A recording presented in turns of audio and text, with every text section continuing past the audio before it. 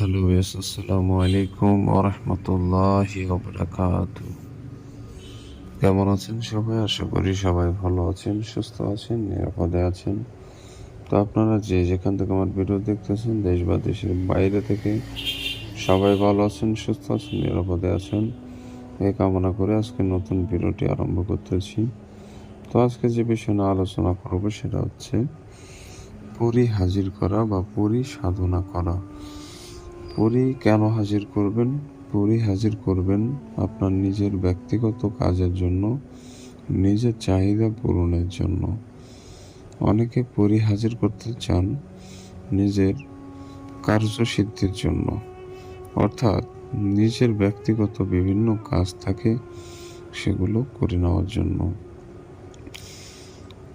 বান, বশীকরণ, বিচ্ছেদ, যত কাজ রয়েছে আপনার ছোটোখাটো টুটকাট কাজগুলা সব আপনি পরীর হাত দিয়ে করে নিতে পারবেন। আপনি কি পরীকে নির্দেশ দিতে পারবেন এবং তার থেকে সব কিছু হাসিল করে নিতে পারবেন। তো এগুলো হচ্ছে সাধারণত জিন বা পরীর কাজ। আর একজন ব্যক্তির সাথে যখন পরী থাকবে, সে সর্বদা সবার উপরে থাকবে। তাকে কেউ কখনো হার মানাইতে পারবে না, তার উপরে কেউ যেতে পারবে না। তো এই জন্য অনেকেই পরী হাজির করতে চান বা পরীর সাথে বন্ধুত্ব করতে চান, ভালো সম্পর্ক তৈরি করতে চান। তো সেই ভাই ও বোন বন্ধুদের জন্য আজকের এই ভিডিওটি।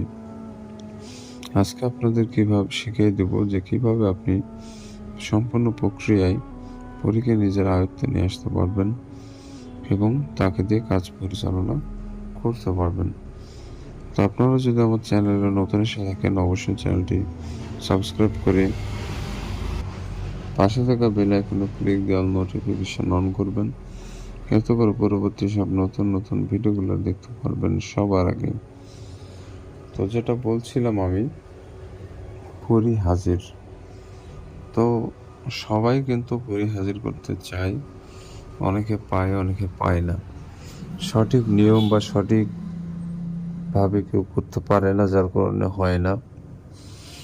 তো অনেক মুমিন ব্যক্তি আছেন যারা নামাজ কালাম পড়েন অথবা 5 ওয়াক্ত নামাজ পড়েন, তারপরেও পরী হাজির করতে যান, পরী হাজির করতে পারেন না। ভাই, সঠিক নিয়মে যদি না করেন তাহলে কিভাবে হাজির হবে বলেন? প্রত্যেকটা জিনিসের নিয়ম নীতি আছে, সেই নিয়ম নীতি অনুযায়ী কাজ করতে হয়। তো সেই নিয়মটা আপনাদের আজকে বলে দিব।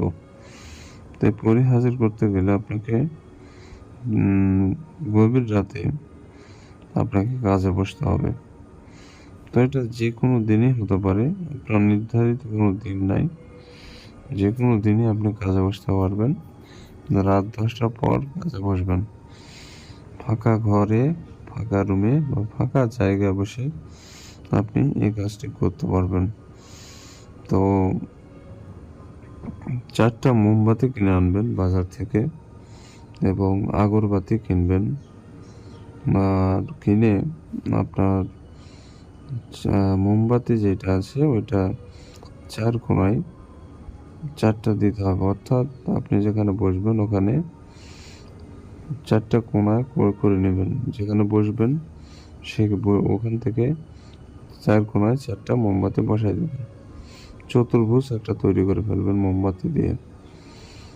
আশা করি বুঝতে পেরেছেন। আপনি যেখানে বসবেন সেখানে 4 কোণায় 4টা মোমবাতি দিবেন, আপনার সামনে 2টা, পিছনে 2টা। এবং যে আগরবাতির কথা বললাম, আগরবাতিগুলা ওই মোমবাতির সাইডে দিয়ে দিবেন, চারিপাশে দিয়ে দেবেন, আগরবাতিগুলা ধরাই দেবেন। এবং আপনি যে রুমে বসবেন সেই রুমের বিভিন্ন সাইডে আগরবাতি দিয়ে দেবেন, যাতে আপনার পুরো রুমটাই আগরবাতির সুগন্ধে সুগন্ধিত হয়ে যায়।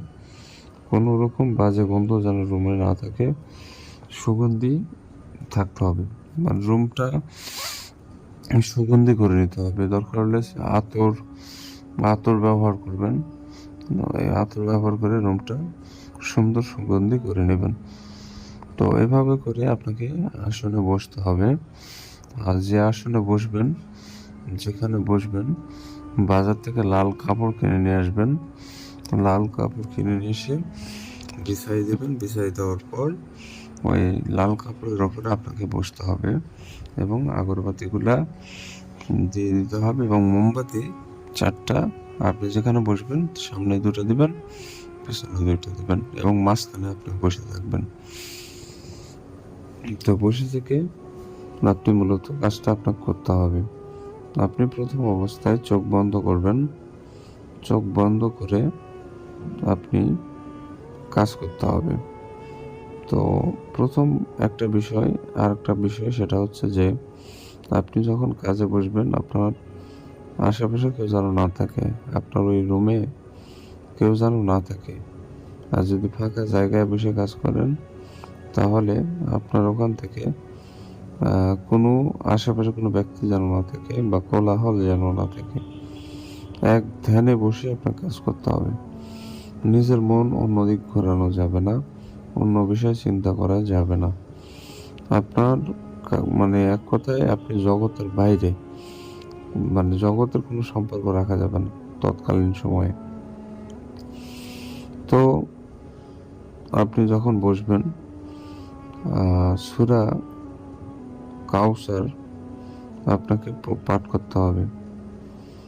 তো সূরা কাউসার আপনাকে 101 বার চোখ বন্ধ করে বসে থেকে পাঠ করতে হবে। সূরা কাউসার 101 বার চোখ বন্ধ করে পাঠ করতে হবে। অবশ্যই তার আগে আউযুবিল্লাহ বিসমিল্লাহ পাঠ করে আপনাকে সূরা কাউসার 101 বার পাঠ করতে হবে এবং আপনি নিজেও পাক পবিত্র থাকবেন। আর যে জায়গায় বসবেন সেই রুমটাও যেন পাক পবিত্র পরিষ্কার হয়, বিষয়টা লক্ষ্য রাখবেন। তো এইভাবে করে আপনি 101 বার পাঠ করবেন। আপনার 101 বার পাঠ করা যখন শেষ হয়ে যাবে তখন আপনাকে দরুদ শরীফ 101 বার পাঠ করতে হবে। দরুদ শরীফ 101 বার পাঠ করতে হবে। দরুদ শরীফ 101 বার পাঠ করে নেবেন এবং আপনি সূরা নাস, দরুদ শরীফ পাঠ করা শেষ হয়ে গেলে সূরা নাস 3 বার পাঠ করবেন। সূরা নাস 3 বার পাঠ করবেন। এর মধ্যে কিন্তু আপনি চোখ খুলবেন না। প্রথমে যে চোখ বন্ধ করেছেন চোখ বন্ধই থাকবে, চোখ বন্ধই থাকবে, চোখ খোলা যাবে না। চোখ বন্ধই রাখবেন, বন্ধ রেখে আপনি পাঠ করবেন। তো সূরা নাস 3 বার পাঠ করে আপনি চোখ বন্ধ করে বসে থাকবেন। যখন সূরা নাস পড়ে শেষ হয়ে যাবে, 3 বার পড়ে শেষ হয়ে যাবে সূরা নাস, তখন থেকে 3 মিনিটের মধ্যে আপনার রুমের মধ্যে পরী হাজির হবে। তো আপনি চোখ বন্ধই রাখবেন, চোখ খুলবেন না। যখন পরীটা আপনার রুমের মধ্যে আসবে আপনার রুমটা সুগন্ধিতে ভরে উঠবে এবং আপনার চোখ বন্ধ থাকা অবস্থায় আপনার চোখে অনেক আলো লাগবে। আপনি নিজে বুঝতে পারবেন চোখ বন্ধ আছে, তারপরেও আপনার চোখে আলো লাগবে, আলোয় আপনার চোখ ভরে যাবে। ঠিক তখনই আপনাকে চোখ বন্ধ থাকা অবস্থায় সালাম দিতে হবে। আপনি সে পরীকে উদ্দেশ্য করে সালাম দিবেন, আসসালামু আলাইকুম।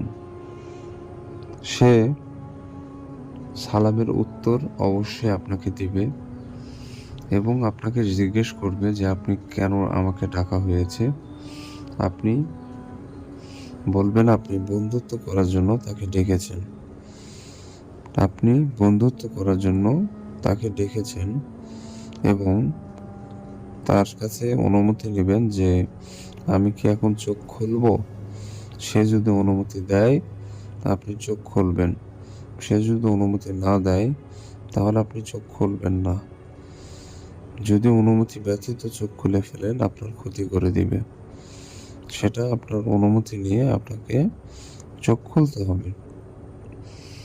তো এবং সেই পরীকে আপনি বলবেন যে সে যদি বিদায় নেয়, বিদায় নেওয়ার আগে আপনাকে একটা জিনিস মনে করে দিতে হবে।